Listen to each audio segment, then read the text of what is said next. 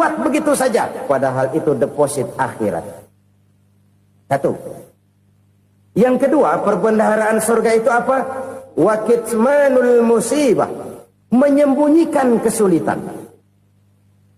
Kadang orang takut menghadapi kesulitan. Tapi makin kita merenung, hidup ini kan sebenarnya urusan. Takut sama urusan, ya jangan hidup. Tandanya orang hidup itu kalau punya urusan. Urusan melupakan problem. Problem sering menimbulkan kesulitan. Kesulitan bukan untuk ditakuti, tapi untuk diatasi dan dicarikan jalan keluarnya. Siapa sih orangnya yang gak pernah sulit-sulit? Makin tinggi status sosialnya, makin gede urusannya. Makin tinggi kualitas imannya, makin berat tingkat kesulitannya. Cuma memang yang namanya enak itu seperti pelangi. Biang lala itu nggak pernah di atas kepala kita, di atas kepala orang melulu. Lo sih enak lo, kata kita. Dia juga bilang yang enak kan lo. Pelangi itu nggak pernah di atas kepala kita. Kata tukang beca, aduh enak ya naik Mercy. Kata tukang beca, apa yang di dalam mobil Mercy? Aduh enak bener tukang beca, di jok ngeringkuk ngorok pulas bener. Saya kamar pakai AC, sejuk, tempat tidur sutra, empuk, alga, spring bed, kulak kulik nggak bisa pulas kalau belum minum Valium, belum tidur. Enak bener tukang beca, di jok ngorok nggak tahu wetan kulon. Si tukang beca bilang yang di Mercy enak, yang di Mercy bilang tukang beca enak. Inilah enak. Nggak pernah di atas kepala kita, di atas kepala orang lain melulu enak itu. Nah, saudara-saudara,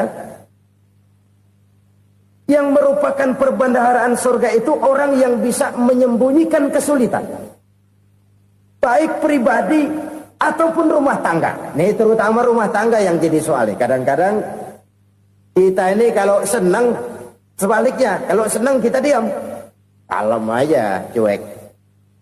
Banyak banget duit kita, bawaan diam aja udah. Malah ketemu orang takut. Tapi begitu susah, sekampung tahu. Padahal Nabi mengajarkan perbendaharaan surga itu menyembunyikan musibah, menyembunyikan kesulitan.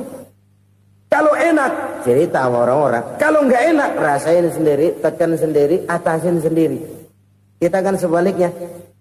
Senang kita diam, asal lagi susah, paling tidak kita nyari teman buat cerita kesusahan. Siapa orangnya yang nggak pernah susah? Cuma soalnya bagaimana kita mengatasi kesusahan itu sendiri. Begitu juga misalnya kalau orang sudah berumah tangga, itu orang tuanya harus menjadi tempat dia cerita yang enak-enak saja. Yang nggak enak rasain berdua, selesaikan berdua, atasin berdua. Jangan dibalik. Asal senang diam, giliran susah aja. Maknya laporan. Terbalik. Bisa menjaga security informasi. Maka nama bayam keluar diam, malah seluitan. Enak amat lo makan daging ayam.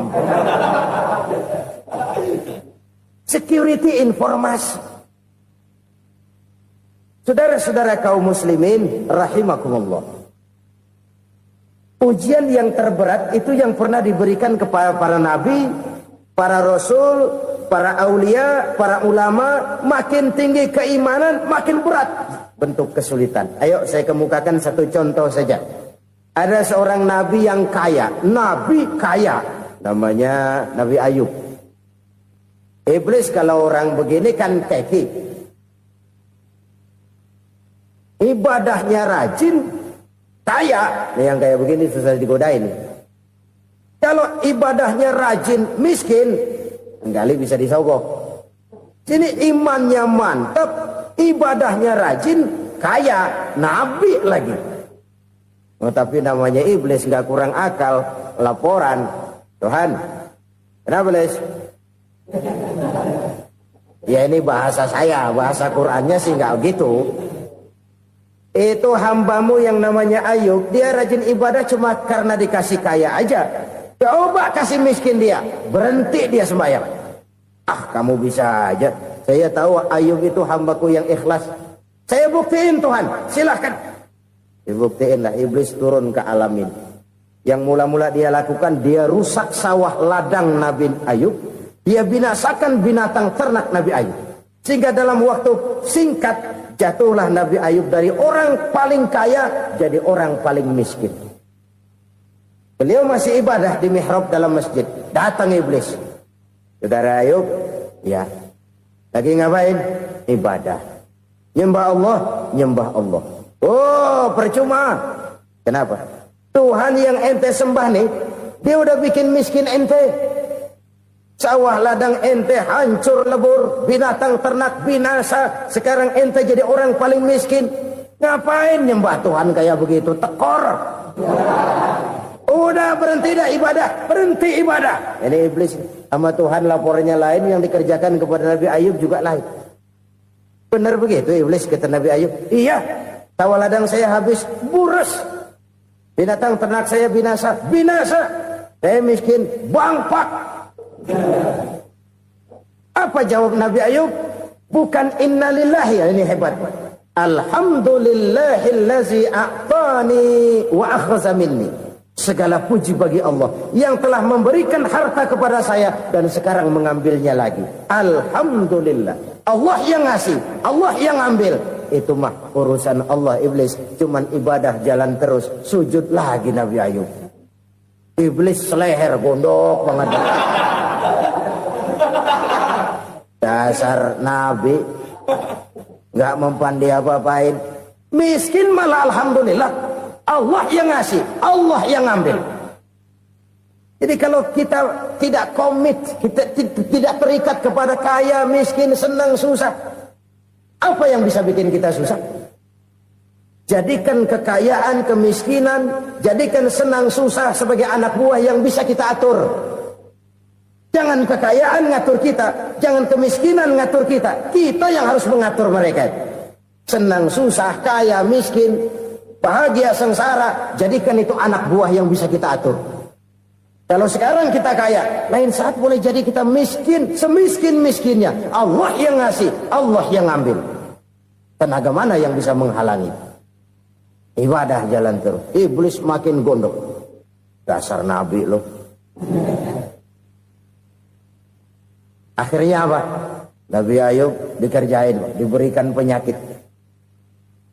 Demikian fatal penyakitnya. Bayangin, udah miskin, sakit. Masya Allah.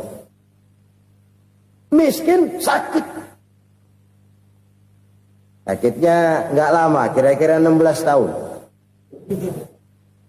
Istrinya 3, 2 mental minta ceraiin. Ngerawatin laki bengek begini. Senang belum tentu, susah udah pasti nih. Cerai aja, cerai dah. Cerai. Tinggal satu Siti Rahmah yang setia menemani beliau. Sesetia-setianya hati perempuan. Satu saat Siti Rahmah bilang, "Bang, ya, abang kan Nabi, Bang. Lalu, namanya Nabi kan doanya jarang meleset, Bang. Maksud kamu minta kenapa sih sama Tuhan biar abang sembuh baik dah, Bang?" Siti Rahmah, iya. Saya sakit berapa tahun sih dah? 16 tahun, Bang. Sebelum ini saya sehat berapa tahun? Ya kira-kira 60 tahun, Bang. Nah, coba ente banding-bandingin, Rahmah. Saya dikasih sehat 60 tahun. Dikasih sakit 16 tahun. Sudah nggak sabar. Mau doa kepada Allah minta sembuh. Saya malu. Malu kepada Allah. Diuji dengan yang luar biasa seperti ini, tidak mengganggu stabilitas kehambaannya. Dia tetap menghamba kepada Allah Subhanahu wa ta'ala. Saudara-saudara kaum muslimin rahimakumullah. Kunci menghadapi kesulitan itu apa? Allah jelaskan dalam satu ayat, wa basyiris sabirin alladzina iza asabathum musibah qalu inna lillahi wa inna ilaihi raji'un. Gembirakan orang-orang yang sabar. Siapa mereka itu? Yang apabila mendapat musibah mereka kembali kepada keyakinan dasar. Segalanya dari Allah dan segalanya akan kembali kepada Allah. Ini konsepsi dasar dari sikap muslim dalam menghadapi berbagai kesulitan. Segalanya dari Allah, segalanya akan kembali kepada Allah. Kalau ini sudah kondisi dasarnya, maka kita akan lapang menghadapi kenyataan bagaimanapun pahitnya. Apakah itu namanya miskin? Apakah itu namanya sakit? Bahkan maut sekalipun, segalanya dari Allah, segalanya akan kembali kepada Allah. Ini sikap hidup, bukan sekedar ucapan. Kita kadang-kadang menjadikannya sebagai ucapan. Mulutnya sehingga berhenti, innalillahi wa inna ilaihi rajiun, tapi nangisnya terus gerung-gerungan. Bukan itu, ini kesadaran moral. Kalau segalanya dari Allah, segalanya kembali kepada Allah, kan sebenarnya cuma nunggu giliran. Hari ini saya nyembayangin dia, entah hari apa saya disembayangin orang. Hari ini saya antar dia ke kubur, entah hari apa orang nganterin saya ke kubur. Hari ini saya tahlilkan dia, entah nanti kapan orang tahlilkan saya. Segalanya dari Allah, segalanya akan kembali juga kepada Allah. Oleh sebab itu saudara-saudara, kesulitan bukan untuk ditakuti. Kesulitan justru untuk diatasi, dicarikan jalan keluarnya. Dan tidak ada orang yang tidak pernah mendapat kesulitan. Tidak ada. Semakin tinggi status sosial, semakin tinggi kualitas keimanan, semakin besar juga tingkat kesulitan. Hanya saja bagaimana cara kita mengatasinya. Dan Al-Quran menyatakan, inna ma'al usri yusra. Di balik kesulitan itu pasti ada kemudahan. Roda itu berputar. Karena itu Rasulullah sallallahu alaihi wasallam mengingatkan kepada kita, ta'arraf ilallahi firraha ya'rifka fisyiddah. Ingatlah kepada Allah di waktu kamu senang, supaya Allah ingat kepada kamu di waktu kamu susah. Kalau waktu senang kita ingat kepada Allah, kita susah, Allah tidak akan meninggalkan kita. Tapi kalau waktu senang kita jauh dari Allah, sujud tidak sempat, dengan masjid jauh, ketika senang kita lupakan Allah. Nanti begitu kita susah, Allah lupakan kita. Dan itu menyakitkan. Oleh karena itu orang-orang tua kita dulu bilang, kalau lagi sehat ingat-ingat lu bakal sakit nanti. Kalau lagi kaya ingat-ingat satu saat kita bakal jatuh miskin. Bahkan kalau lagi muda ingat-ingat kita bakal tua. Dan yang terpenting kalau lagi hidup ingat-ingat kita bakal mati. Saudara-saudara kaum muslimin rahimakumullah. Jadi yang kedua yang merupakan perbendaharaan surga, menyembunyikan musibah. Saudara-saudara kaum muslimin rahimakumullah. Hal ketiga yang merupakan perbendaharaan surga adalah wasilaturrahmi. Orang yang suka bersilaturahmi. Sebagaimana yang kita maklum bahwa manusia adalah makhluk yang disebut zoon politika. Makhluk sosial yang tidak mungkin hidup sendiri-sendiri. Betapa dan siapapun kita memerlukan orang lain. Bodoh betul manusia kalau tinggal di tengah masyarakat tapi tidak mau bermasyarakat. Merasa hebat sendiri, pintar sendiri, gagah sendiri, kaya sendiri. Mungkin kalau mati juga ngubur sendiri.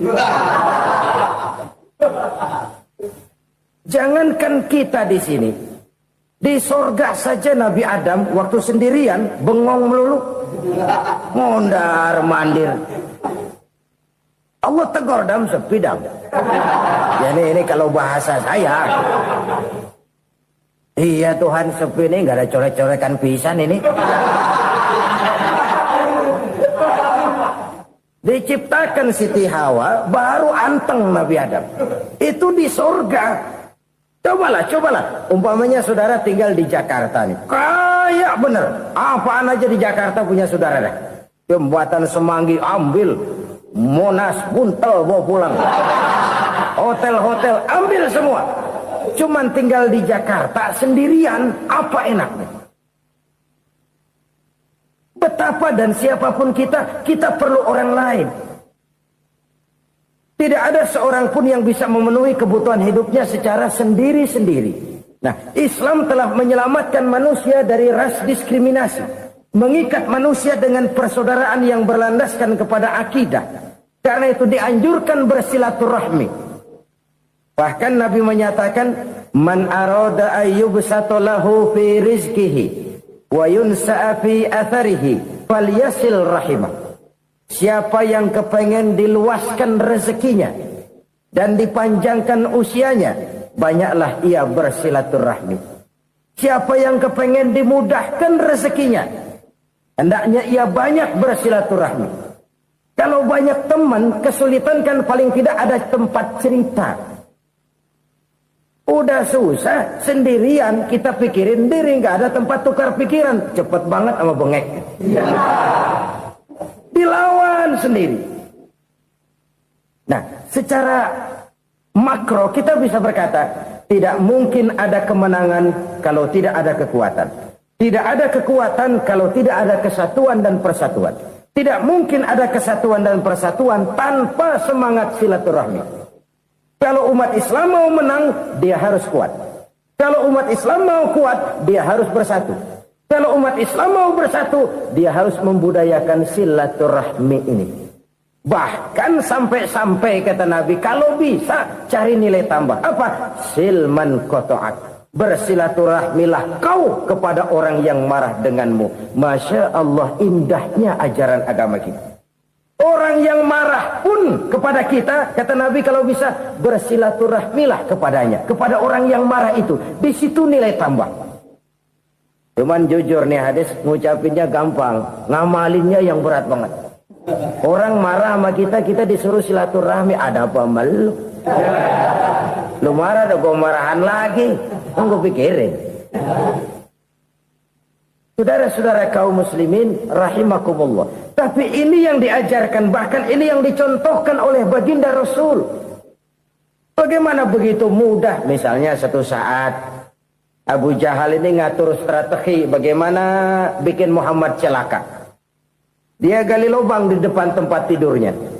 Dia tutupin daun korma. Terus dia panggil seseorang, ke sini. Kasih tahu Muhammad, pamannya sakit keras, minta ditengokin. Berangkat orang ini ke sana. Muhammad, labbaik. Pamanmu sakit keras, dia minta ditengokin. Baik, saya akan datang menjenguk beliau. Berangkatlah Nabi ke rumah Abu Jahal tanpa prasangka apapun. Abu Jahal udah pasang stil, selimut 3 rangkap setengah dipakai. Persis kayak orang meriang. Tapi sembari ngintip dari balik selimut. Begitu Muhammad buka pintu, nah, masuk perangkap nih. Muhammad jalan menuju tempat pembaringan. Makin lama makin dekat, makin lama makin dekat. Makin dekat ke lubang yang dipasang oleh Abu Jahal itu. Dalam hati Abu Jahal, terus dah jatuh, mampus dah lo ini. Mampus lo hari ini nih. Apa yang terjadi? Malaikat Jibril datang. Muhammad, pamanmu cuma pura-pura sakit. Di depan tempat tidurnya ada lubang perangkap supaya kamu jatuh ke situ. Sudah, kamu pulang. Balik kanan Nabi. Sudah hampir jatuh ke lubang, balik kanan, pulang. Bayangin kecewanya Abu Jahal. Muhammad dikit lagi. Enggak paman, saya pulang aja. Emosi bangun dari tempat tidur, enggak sadar kalau lagi pura-pura sakit. Lompat ngejar Nabi, dia lupa dengan lubang yang dia gali. Serak, nyemplung sendiri ke dalam lubang.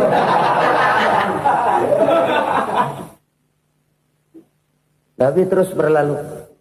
Ini terjadi keanehan. Jatuh ke lubang yang dia gali itu sebenarnya nggak terlalu dalam ya, antara 3-4 meteran lah. Tolong, saya jatuh ke lubang ini. Datanglah pelayan-pelayannya itu. Angkat saya dari sini. Yang ngulurin tambang. Satu gulung, belum juga nyampe itu tambang. Kurang, beli lagi ke warung. Sambung, ulur lagi, nggak juga bisa sampai. Wah, ini kerjaan Muhammad ini. Tolong, siapa salah seorang kamu ke rumah Muhammad? Kasih tahu, encangnya kecebur. Minta ditolongin. Sampaikan kepada Rasul. Kenapa? Pamanmu jatuh ke lubang, Muhammad minta tolong diangkatin. Tambang udah nyambung-nyambung, nggak nyampe juga. Ya, nanti saya datang, saya tolong. Coba.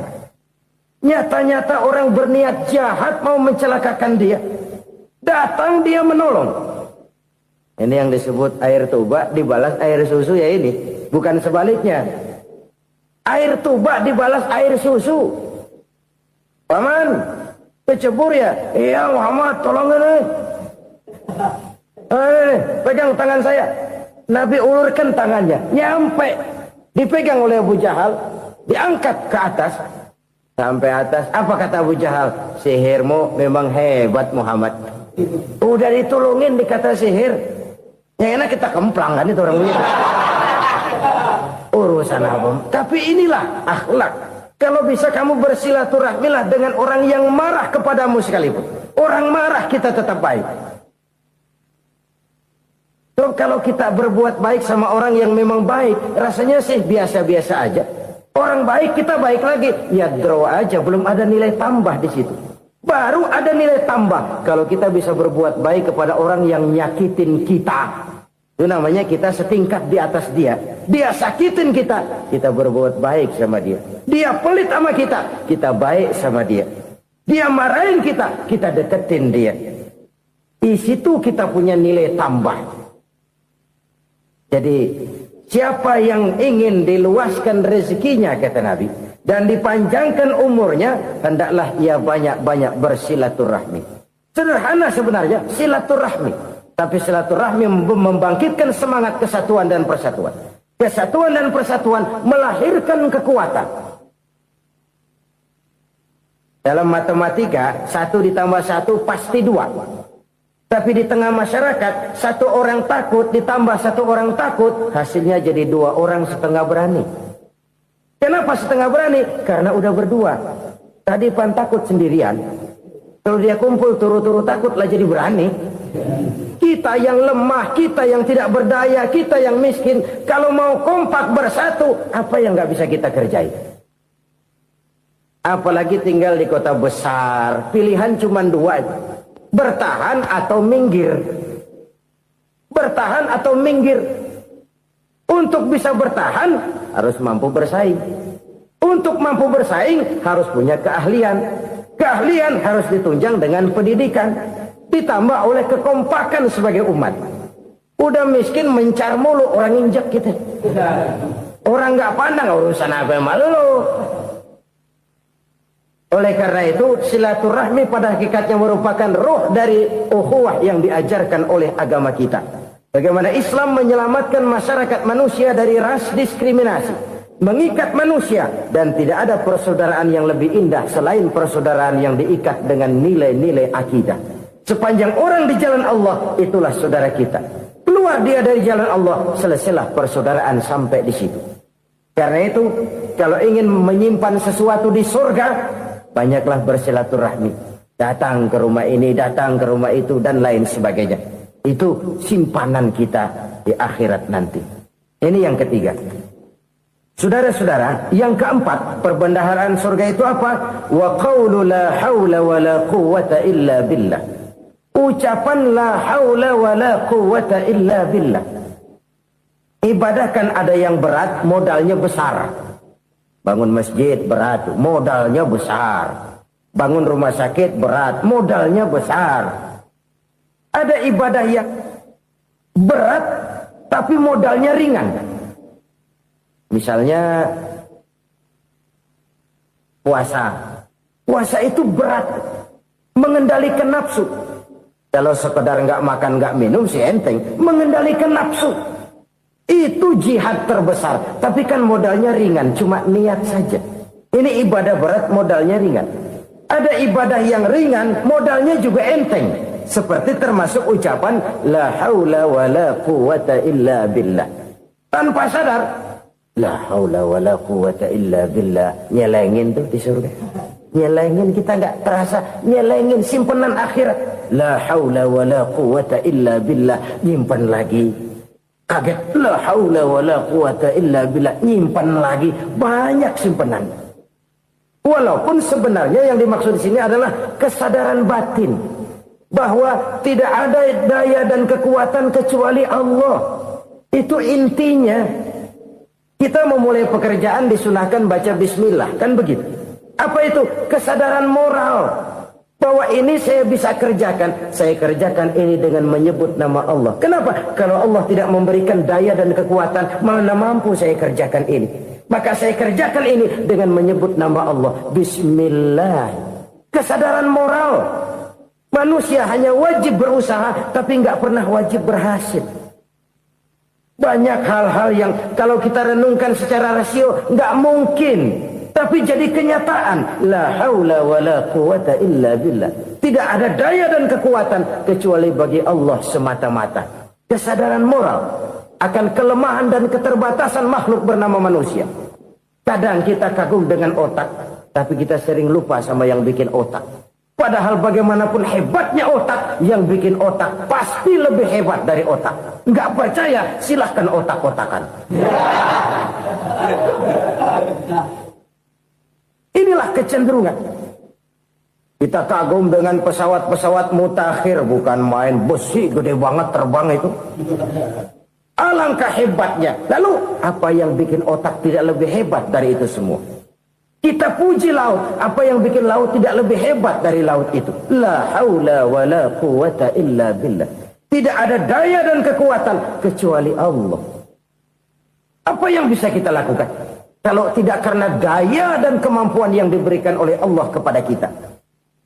Lahirlah sikap tawadu, rendah hati, tidak melonjak menjadi angkuh dan sombong, sadar akan kelemahan dan keterbatasan diri sebagai makhluk yang diciptakan oleh Allah Subhanahu wa taala. Jadi satu sisi ini ucapan yang berpahala, la haula, jadi wiridan. Pada sisi lain ini kesadaran moral, sikap mental, kesadaran batin bahwa yang punya daya dan kekuatan itu cuma Allah. Kita nggak pantas untuk sombong, sebab sombong itu pakaiannya Allah. Kita nggak sedang pakai pakaian Allah, kegedean. Dan makin kita renungi, makin terbentur. Apa sih yang bisa kita sombongin? Kita mau sombong apa? Kaya, pintar, itu kan semua relatif. Di atas langit masih ada langit lagi. Jadi oleh karenanya, marilah kita menyadari. Manusia hanya wajib berusaha, tapi tidak pernah wajib berhasil. Yang berusaha saja tidak wajib berhasil, apalagi yang tidak berusaha. Islam bukan agama orang pemalas yang selesai sholat lalu enggelohom, enggelenggem ayem-ayem. Tapi Islam bukan agama orang sombong yang setelah berusaha lalu tidak memerlukan Allah. Kita bisa saja bikin proyeksi, tahun sekian kita bakal panen besar menurut perhitungan otak. Tapi ada kejadian lain. Apa? Tikus ngambek. Habis itu dimakanin tikus, panen gagal. Proyeksi rasional gagal oleh tikus-tikus yang ngambek itu. Bisa saja terjadi. Tahun depan kita panen besar, urung. Kenapa? Musim panas panjang. Dan sekarang ini koran-koran bikin berita musim mengalami penyelewengan. Bukan cuma manusia yang nyeleweng sekarang. Musim pakai nyeleweng. Mestinya kan musim hujan udah selesai, masih hujan-hujan juga. Musim. Nah sekarang kita boleh bikin proyeksi, kita bakal panen besar. Tahu-tahu musim panas panjang, sawah retak, air kering. Cari teknokrat yang paling botak, suruh pendekin tuh musim panas. La haula wa la quwata illa billah. Inilah kesadaran moral. Saudara, saya teringat satu saat ada seorang konglomerat. Umurnya ya kira-kira 70-an. Satu saat dia ditanya oleh wartawan, "Pak, umur Bapak berapa sih?" "Ya paling 10 tahun."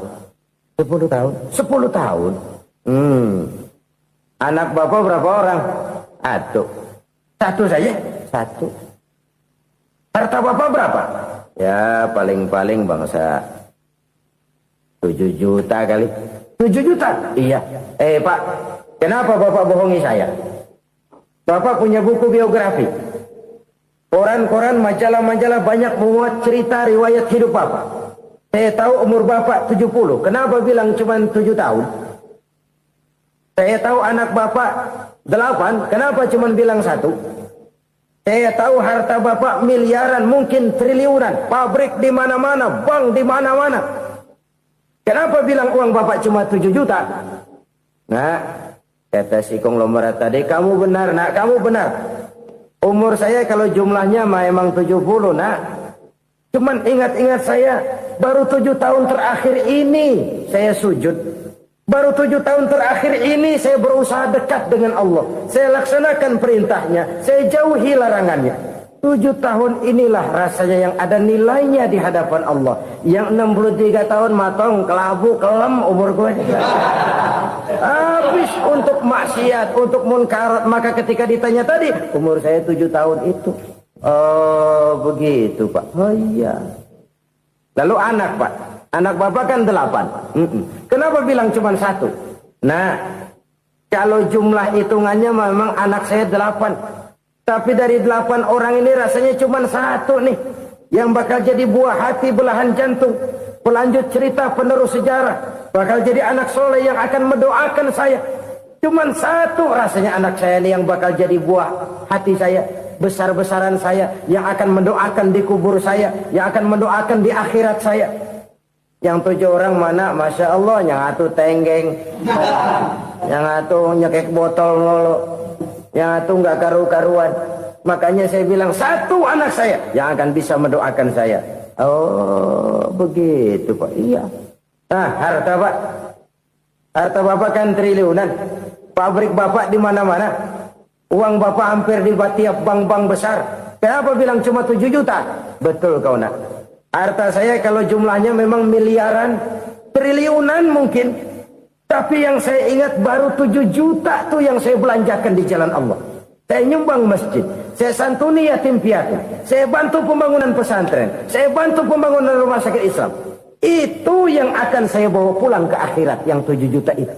Yang triliunan itu nanti akan diperebutkan oleh anak-anak saya sebagai waris saya. Jadi harta saya 7 juta itu yang bakal nemenin saya di akhirat. Yang akan saya bawa pulang jadi teman saya. Saudara-saudara kaum muslimin, jangan-jangan orang tua itu adalah kita-kita ini. Jangan-jangan kita-kita ini adalah orang tua itu. Jangan-jangan itu potret dari diri kita masing-masing. Dari sekian umur yang diberikan Allah, berapa tahun yang ada nilainya di hadapan Allah?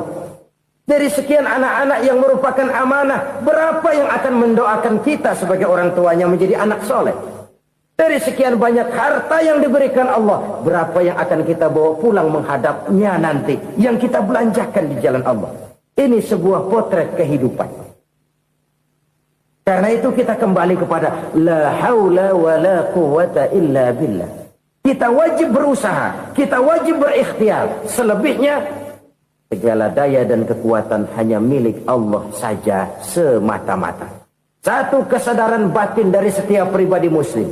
Setelah ia berusaha dan berikhtiar, ia menyerahkannya kepada Allah Subhanahu wa ta'ala. Jadi, satu sisi ini merupakan wiridan ucapan yang mengandung pahala. Pada sisi lain, ini merupakan sikap batin dari seorang muslim di dalam ia menghadapi realitas kehidupan ini. Saudara-saudara kaum muslimin, rahimakumullah. Kalau ini kita jadikan satu basis kehidupan, maka ini akan menyelamatkan manusia dari kemungkinan tergelincir menjadi orang yang lupa diri dan lupa darat. Sebab itu Imamul Ghazali berpesan, jadidis safinah fa innal bahra amiq wa khuziz zad fa inna safara ba'id wa khaffifil hamla fa innal hamla sadid. Perbarui selalu kapalmu karena lautan sangat dalam. Bawa bekal yang banyak karena perjalanan ini sangat jauh. Ringankan beban karena kebanyakan beban akan menyakitkan. Alangkah indah kalimat ini, alangkah dalam makna yang terkandung di sana. Perbarui selalu kapalmu karena lautan sangat dalam. Apa artinya ini? Jaga mentalmu baik-baik. Pelihara imanmu baik-baik karena hidup penuh cobaan seperti lautan. Kita kalau berlayar di lautan kan kadang-kadang tenang, angin bertiup sepoi-sepoi basah. Jika malam datang, bintang gemintang bertabur menghias cakrawala. Rembulan memantulkan sinarnya dengan indah. Dalam keadaan begitu berlayar enak. Tapi lain saat, ombak menggunung, halilintar menyambar, angin topan bertiup. Berapa banyak sudah saudara-saudara kita yang tenggelam di lautan dunia. Tanpa sadar bahwa dia belum sampai kepada pantai yang akan dituju. Berapa banyak sudah Saudara-saudara kita yang tenggelam di lautan dunia ini tanpa sempat bangkit lagi. Dia menyangka sudah sampai kepada tujuannya. Hati-hati kapal jangan sampai bocor karena lautan sangat dalam. Iman ini jaga baik-baik karena hidup penuh dengan ujian. Wa khuzizat fa inna safar ba'id. Bawa bekal yang banyak karena perjalanan sangat jauh. Saudara mau ke Bandung, bawa duit. Saudara mau ke Surabaya, banyakan lagi duitnya. Saudara mau ke Mekah, gepokan, iketan tuh duit nggak lembaran lagi. Makin jauh perjalanan, makin banyak bekal yang harus kita bawa. Kalau saudara dari Jakarta mau ke Surabaya, kagak bawa duit berangkat juga, itu sih bukan berani namanya, nekat. Sampai Surabaya belum tentu, sengsara di jalan udah pasti. Kenapa? Nggak bawa bekal berangkat. Sama juga kita nih, misalnya belum sempat sembahyang, mati. Waduh, berani banget orang. Belum punya bekal, mati. Sengsara di jalan. Atau bekal tidak cukup. Dari Jakarta saudara mau ke Surabaya, bawa duit 500 perak. Paling jauh Cikampek nyampenya itu. Paling jauh itu. Antara jauhnya perjalanan dengan bekal yang saudara bawa tidak seimbang. Hidup ini perjalanan panjang. A walking tour. Dimulai dari alam arwah. Sebelum jasad diciptakan, roh diciptakan lebih dulu. Dari situ pindah ke alam rahim. Dari alam rahim pindah ke alam dunia. Dari alam dunia pindah ke alam barzah. Baru menuju akhirat. Satu perjalanan panjang. Kalau bekal tidak bawa, sengsara di jalan. Bawa bekal yang banyak karena perjalanan ini sangat jauh. Wa khaffifil hamla, ringankan beban karena beban itu cuma akan menyulitkan. Kalau bekal itu sih keperluan, tapi beban nggak kita perluin, cuma ngeberat-beratin. Apa ini beban? Dosa, kecurangan, kebatilan, kesoliman, ketidakadilan, kesewenang-wenangan. Itu akan jadi beban kita di akhirat. Alangkah celakanya, perjalanan panjang, bekal tidak bawa, beban kelewat banyak, alamat sengsara di jalan. Pahala tidak ada, dosa berlipat ganda. Na'udzubillah, summa na'udzubillah. Kalau kita rangkum nasihat Al-Ghazali dengan kisah si konglomerat tadi, kita akan mengambil kesimpulan. Pertama, bekal terbaik dalam menghadapi gejolak kehidupan ini tidak lain adalah iman. Yang kedua, pahala dan dosa. Dua hal kontroversial. Pahala adalah bekal, dosa adalah beban. Tapi kita sekarang kan tidak begitu terangsang kepada yang abstrak. Orang berlomba mencari yang konkret-konkret saja. Yang real. Kalau memang dosa, benjol dong. Kira-kira begitu. Kira-kira begitu. Persis orang Yahudi dulu. Orang Yahudi itu kan pernah minta kepada Nabi Musa. Ya Musa, lan nu'mina laka hatta narallaha jahrah. Musa, kami nggak bakal mau beriman kepada Allah kalau belum kami lihat Allah ada nongkrong di depan kami. Kalau memang Tuhan ada, taruh dong di depan kami. Mau yang konkret-konkret saja. Kalau memang dosa, benjol dong. Kalau memang pahala, berasa dong. Orang terangsang kepada yang real, yang konkret-konkret saja. Karena itu, untuk mengejar dosa, orang mau bayar. Tapi untuk mengejar pahala, walaupun tidak bayar, orang segan. Ini yang dikatakan oleh Nabi, kamu mengharapkan ke surga, tapi kamu berat melaksanakan sesuatu yang bisa membawa kamu ke surga. Kamu ingin jauh dari neraka, tapi tiap saat kamu lakukan perbuatan-perbuatan yang justru menjerumuskan kamu ke neraka. Idda'aitum an-najata minan nar wa ramaitum fiha anfusakum. Kamu ingin selamat dari neraka, tapi kamu lemparkan diri kamu ke neraka. Kamu ingin masuk surga, tapi berat sekali kamu melakukan perbuatan-perbuatan yang bisa menyampaikan kamu di surga. Saudara-saudara kaum muslimin, rahimakumullah. Jadi hal keempat yang merupakan perbendaharaan surga adalah la haula wa la quwwata illa billah. Satu sisi ini merupakan ucapan yang memperberat timbangan akhirat. Pada sisi lain ini merupakan sikap hidup seorang muslim, kesadaran batin yang sangat dalam bahwa tidak ada daya dan kekuatan kecuali Allah. Dan itu kita simbolkan pada saat memulai pekerjaan dengan Bismillah, dengan menyebut nama Allah. Satu kesadaran moral, saya hanya bisa melakukan ini karena diberikan daya dan kekuatan oleh Allah. Lahirlah sikap tawadu, rendah hati, tidak melonjak menjadi angkuh dan sombong. Saudara-saudara, sampai sini dulu jumpa kita kali ini. Semoga 4 perbendaharaan sorga ini dapat kita lakukan, yang kelak akan merupakan bekal kita di kemudian hari nanti. Amin ya rabbal alamin. Bapak-bapak, ibu-ibu, saudara-saudara kaum muslimin rahimakumullah. Di dalam kehidupan kita sebagai seorang muslim, minimal 5 kali dalam sehari semalam kita mendengar seruan untuk mendirikan solat yang disebut azan. Ada kalimat menarik di dalam kalimat azan itu, yakni seruan hayya 'alal falah, marilah menuju kepada keberuntungan, marilah meraih kemenangan. Seruan ini adalah kecenderungan dari setiap manusia, apapun warna kulitnya. Artinya, setiap orang dalam hidup selalu ingin meraih dan mencari kemenangan. Kemenangan akan melahirkan kepuasan batin, dan kepuasan batin memberikan kebahagiaan. Sedangkan kekalahan melahirkan penderitaan batin, dan penderitaan batin menjerumuskan seseorang di dalam berbagai bentuk kerugian. Jikalau inilah seruan azan, maka masalahnya ialah apa yang menyebabkan kita meraih kemenangan. Al-Quranul Karim memberikan tuntunan dan ajaran kepada kita bahwa orang-orang yang memperoleh kemenangan itu tidak lain adalah orang-orang yang bertakwa.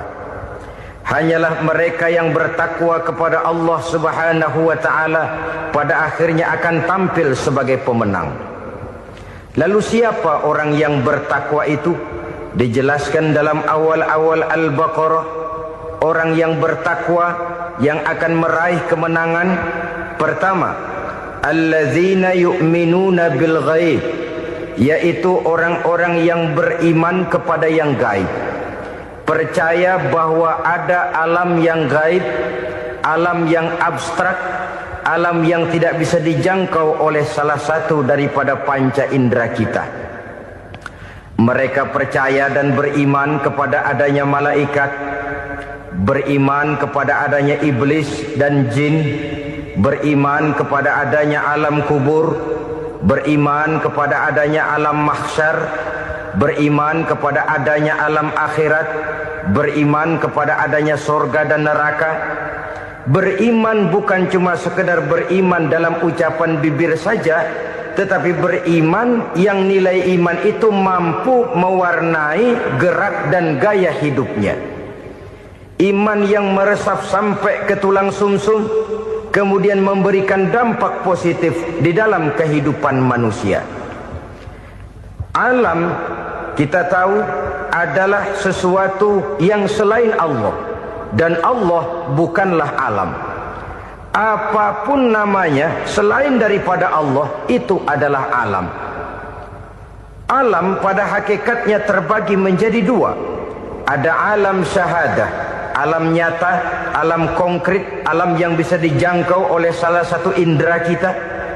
Kemudian ada alam ghaib, alam yang tidak bisa dijangkau oleh panca indera kita, alam metafisika, alam abstrak, alam yang wajib kita imani keberadaannya. Kita percaya bahwa malaikat itu ada, kita percaya kepada jin, bahwa jin itu ada, kita percaya kepada adanya iblis dan setan. Bukan percaya kepada iblis dan setannya, percaya bahwa iblis dan setan itu ada. Itu termasuk salah satu daripada sifat orang yang bertakwa kepada Allah.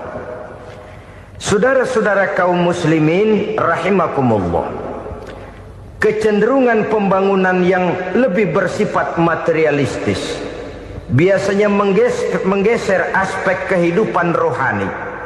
Orang berpikir empiri, dan dalam pola pikir yang demikian maka alam gaib tidak lagi mendapat perhatian. Aspek kehidupan yang bersifat rohaniah malah mulai ditinggalkan. Akibatnya terjadilah kepincangan di dalam kehidupan kita. Pernah ada satu pengalaman pribadi dalam perjalanan kembali ke tanah air. Dalam pesawat di sebelah kanan saya duduklah seorang Jerman namanya Heiner Simonsen. Iseng saya ajak kenalan, saya ajak ngobrol, saya tanya dia. Saya bilang, Mas Heiner ini,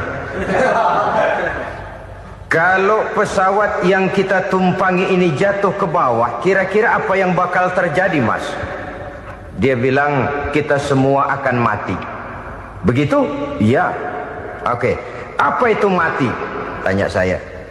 Dia bilang, untuk tahu apa itu mati, kita harus tahu lebih dahulu apa itu hidup. Saya pikir nih bule bisa ngomong juga. Baiklah kata saya. Apa hidup menurut Anda itu? Oh, hidup itu dia bilang, kalau seluruh anggota badan kita bekerja secara normal, paru-paru memompa darah secara normal, jantung berdetak secara normal, sel-sel tubuh bekerja secara fit, dan organisme tubuh hanya mau bekerja secara normal, dia bilang, kalau kita memberi makan yang cukup, menu yang teratur, dan gizi yang lengkap.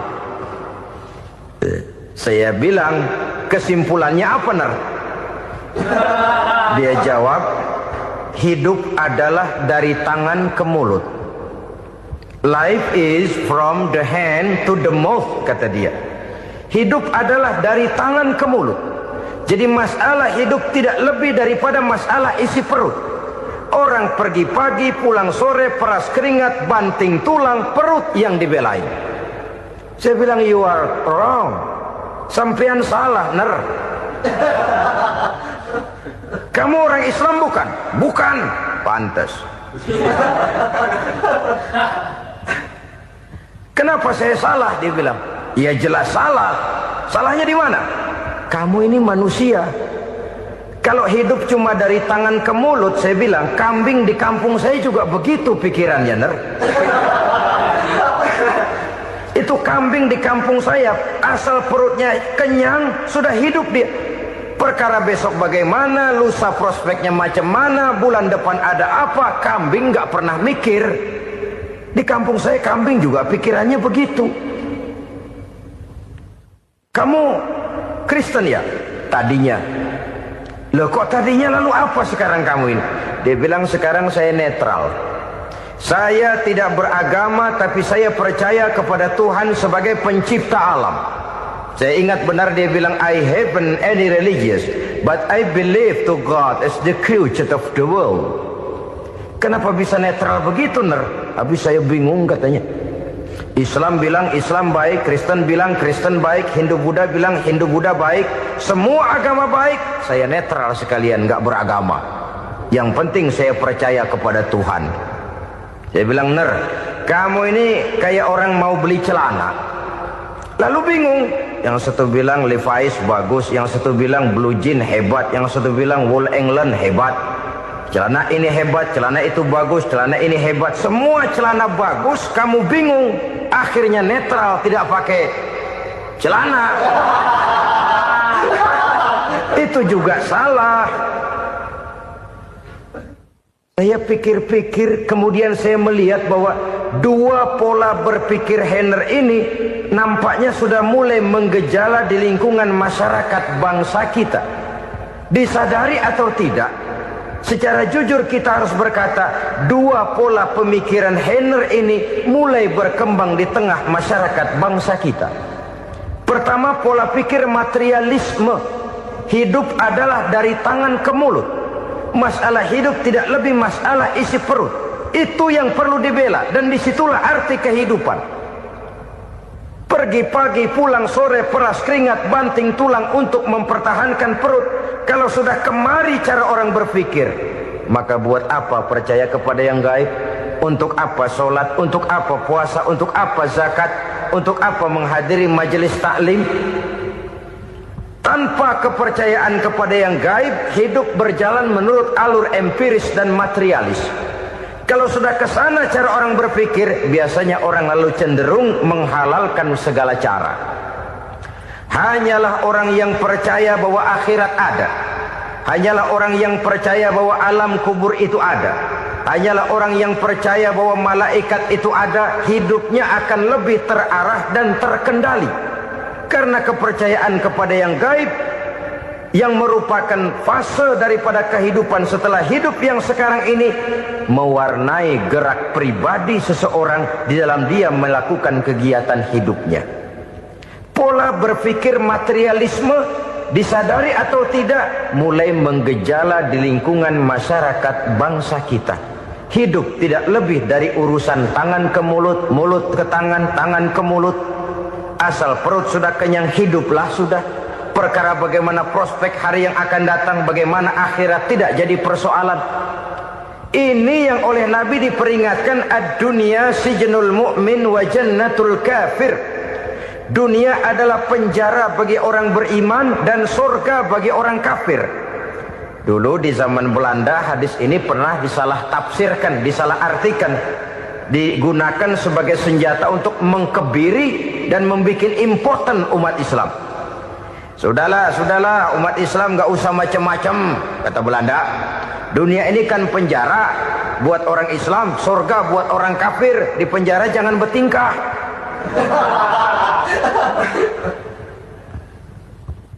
Pengertiannya tidak begitu. Dunia adalah penjara bagi orang mukmin. Artinya dalam kehidupan dunia seorang mukmin tidak bebas memperturutkan hawa nafsunya. Di penjara hawa nafsunya itu. Sebaliknya surga bagi orang-orang kafir. Buat orang kafir surgalah dunia ini.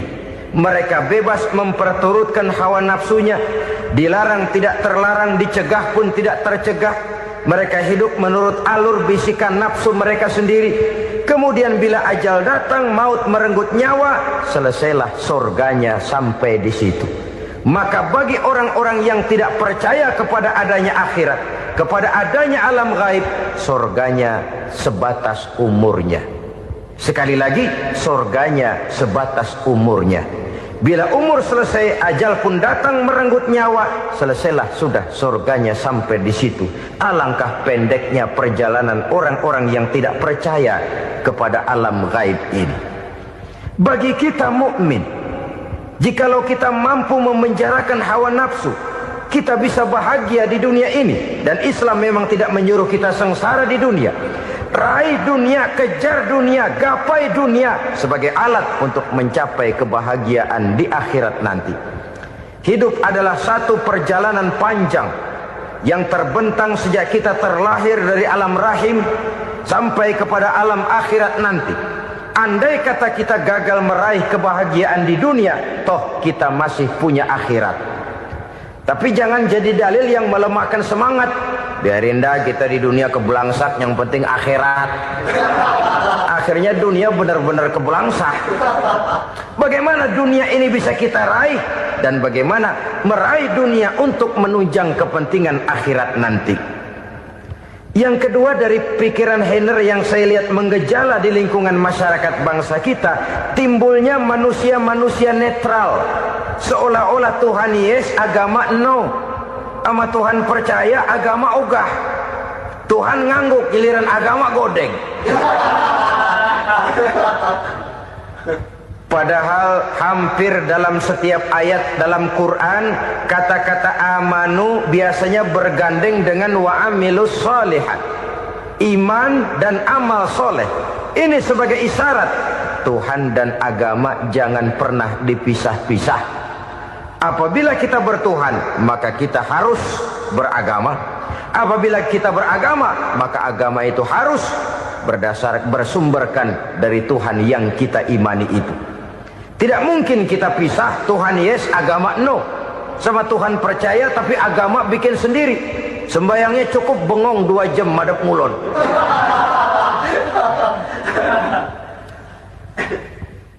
Saudara-saudara kaum muslimin rahimakumullah. Jadi dengan demikian, agama yang kita akui merupakan unsur mutlak di dalam pembangunan sekarang ini, merupakan bagian dari kehidupan yang menuntun kita bahwa di balik alam nyata ini, di balik alam syahadah ini ada alam gaib. Dan mudabbir, murabbi, yang mengatur, yang menguasai, yang memelihara baik dia alam nyata, baik dia alam gaib, tidak lain adalah Allah Subhanahu wa ta'ala. Di sana ada satu super power, satu maha kekuatan yang kita perlu bersandar kepadanya. Sebagai makhluk nyata yang hidup di alam nyata, berbuatlah secara nyata sebagaimana harusnya kita berbuat. Karena Islam jelas bukan agamanya orang pemalas. Islam jelas bukan agamanya orang yang mengajarkan setelah selesai sholat boleh duduk, nggelenggem ayam-ayam, ndelohom, menghitung bintang di langit sambil menunggu keajaiban. Tidak. Islam adalah agama yang mengajarkan apabila sholat sudah selesai kamu kerjakan, bertebaranlah di permukaan bumi, cari karunia Tuhanmu. Jangan hidup berpangku tangan menunggu keajaiban. Karena hidup bukan undian. Jangan berharap untung besar tanpa mau peras keringat. Tapi di sebalik itu toh kita juga harus yakin bahwa di sisi usaha nyata yang kita lakukan ada satu super power, satu maha kekuatan gaib yang menentukan berhasil dan tidaknya usaha kita. Kepercayaan kepada hal semacam inilah yang mendorong kita untuk mempunyai sandaran vertikal, agar jikalau usaha ini berhasil, kita tidak lupa diri dan lupa daratan. Jikalau usaha ini gagal, kita tidak putus asa dan buruk sangka, tidak cupik pandangan dan sempit hati, tapi mampu melihat persoalan dengan kacamata putih sambil husnuzon kepada Allah Subhanahu wa ta'ala. Kita percaya malaikat itu ada. Ada yang namanya raqib dan atid, mengawasi gerak hidup kita sampai kepada gerak hati kita. Ini memberikan sugesti agar kita berhati-hati. Tidak sejengkal tanah pun kita bisa berlindung dari pengawasan raqib dan atid. Ada munkar nakir yang akan menyoal kita di alam kubur. Ada malaikat Malik, penjaga neraka. Ada malaikat Ridwan yang menjaga surga. Kita percaya kepada adanya jin. Kita percaya kepada adanya setan, iblis. Percaya kepada adanya, bukan mempercayai si setan, si iblis lalu menjadikannya sebagai teman. Tidak. Percaya bahwa mereka itu ada dan merupakan makhluk Allah yang gaib, yang diciptakan Allah Azza wa Jalla. Kepercayaan kepada alam gaib memberikan motivasi terhadap gerak lahir manusia, sehingga dengan motivasi kepercayaan kepada yang gaib, gerak lahir jadi lebih terarah, jadi lebih terpelihara. Pernah seseorang bertanya, "Pak, apakah adanya akhirat bisa dibuktikan secara ilmiah?" Saya bilang tidak bisa, tidak bisa. Kenapa? Karena yang berangkat nggak pernah pulang kembali lagi. Kalau dia pulang kemari bisa kita tanya bagaimana enak di sono. Cuma secara moral saya katakan, lebih beruntung orang yang percaya kepada akhirat daripada yang tidak. Sekarang saudara percaya akhirat ada, lalu saudara baik-baik di dunia, sholat, puasa, zakat, menolong orang lain, menebarkan kebajikan. Saudara mati, andai kata akhirat tidak ada, toh dalam hidup saudara sudah berbuat baik. Paling tidak nama saudara akan dikenang sebagai orang baik. Sebaliknya, saudara percaya, kata saya, bahwa akhirat tidak ada, lalu hidup semau-maunya, tenggelam dalam maksiat dan munkarat, menentang Allah, tidak mau ruku dan sujud. Lalu saudara mati, kemudian akhirat ada. Ayo, mau apa? Bekal tidak punya. Jadi secara moral lebih beruntung orang yang percaya kepada adanya akhirat daripada yang tidak percaya. Dan itu alam gaib yang tidak bisa dibuktikan secara eksat. Jangankan untuk membuktikan seperti itu, dalam kehidupan sehari-hari saja yang kita rasakan tidak selalu berbentuk toh. Angin, bagaimana sih bentuknya angin? Kita tidak tahu. Merah, buktinya kalau dikerok merah. Yang merah itu kulit, yang kulit kita bukan anginnya. Sakit, rasa sakit itu ada, tapi bagaimana bentuk sakit kita nggak pernah tahu. Kalau kita makan cabai pedas, bagaimana bentuk pedas itu tidak ada, tapi rasa ada. Bentuk pedas hijau, cabenya bukan pedasnya. Tidak semua yang kita rasakan bisa kita gambarkan dalam bentuk yang konkret. Oleh karena itu, sekali lagi bahwa kepercayaan kepada alam yang gaib mampu memberikan satu sugesti yang menata kehidupan seseorang lebih lurus, lebih terarah, dan lebih terkendali. Maka wajar kalau kepercayaan kepada yang gaib mengantarkan seseorang untuk meraih kemenangan. Kenapa? Dia percaya kepada yang gaib, bahwa akhirat ada, bahwa alam kubur ada, bahwa pertanggungan jawab itu ada. Maka dia lalu tidak hidup saenae udele dewe, itu loh. Tidak hidup menurut seleranya sendiri, terarah, teratur. Ini cirinya yang pertama. Orang bertakwa yang akan meraih kemenangan, mereka beriman, mereka percaya kepada yang gaib. Bahkan hal-hal konkret saja selalu berangkat dari yang gaib. Saudara-saudara, para remaja, para pemuda sekarang ini tidak pernah tahu toh siapa yang akan jadi teman hidup saudara. Kita bisa saja ngerancang, mentargetkan, tapi toh akhirnya yang namanya jodoh bukan kekuasaan kita. Rezeki di luar kemampuan kita. Begitu juga ajal, maut, jodoh, ajal adalah contoh-contoh konkret bahwa pada akhirnya yang gaiblah yang menentukan. Bertahun-tahun ngelancong, emang jodoh seret nggak jadi.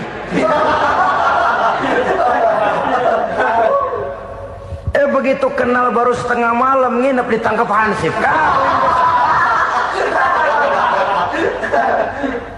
Hal-hal semacam itu kadang-kadang kita berpikir suuzon, gilet, perempuannya cakep banget, lakinya rebek amat. Memang begitulah jodohnya. Memang begitulah jodohnya. Saudara hadirin ma'asyiral muslimin yang saya hormati, jadi hal-hal yang konkret saja kita yakini sepenuhnya ditentukan oleh satu superpower yang gaib itu tadi. Dari sanalah segala ketentuan itu berangkat, dan kesanalah segalanya akan kembali. Maka kepercayaan kepada yang gaib meluruskan gerak hidup seseorang, dan itu akan mengantarkan dia kepada meraih kemenangan. Satu. Yang kedua,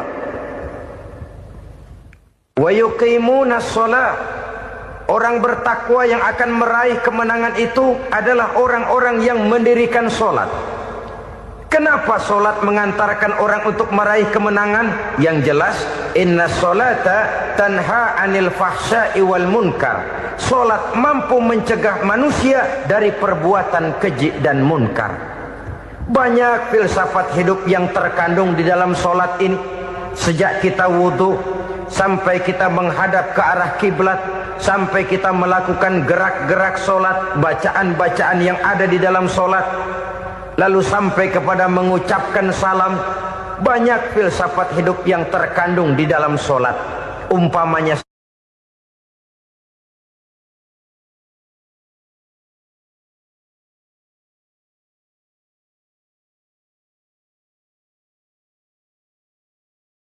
tujuh macam perkara yang merusak akidah dan keimanan, merusak amal perbuatan yang sudah kita kerjakan, merusak sendi-sendi kehidupan sosial, pendek kata merusak segala hal di dalam kehidupan kita. Jauhilah olehmu tujuh macam perkara yang merusak. Yang pertama, asyirku billah, menyekutukan Allah Subhanahu wa ta'ala. Agama dimulai dari keyakinan, maka kehancuran agama selalu dimulai dari kehancuran keyakinan, iman atau akidah yang dimiliki oleh seseorang. Dan untuk menghancurkan nilai-nilai iman yang kita miliki ini, orang rasanya tidak akan menghantam kita dengan peluru kendali. Orang tidak akan mengirimkan nuklir ke sini.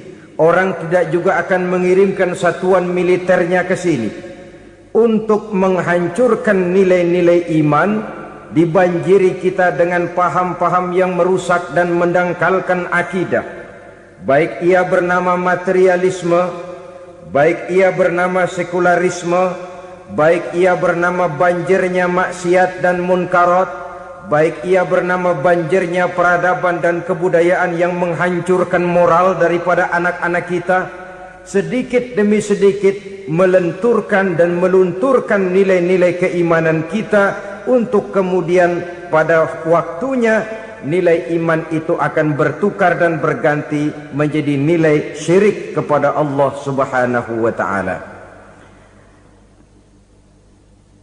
Atau pada sisi lain, menjadikan yang selain Allah sebagai tujuan akhir daripada kehidupan kita. Sedangkan kita sama-sama maklum bahwa di dalam pandangan agama Islam, dosa yang tidak berampun, dosa yang terbesar, termasuk dalam kategori bapak moyangnya dosa, tidak lain adalah syirik, yakni menyekutukan Allah Subhanahu wa ta'ala. Pola penghancuran iman ini memang berstrategi. Ditawarkan kita kepada paham materialisme, paham kebendaan, di mana otak menempati urutan sebagai ranking pertama, Tuhan jatuh pada urutan kedua. Lalu menyusul kepada paham sekularisme,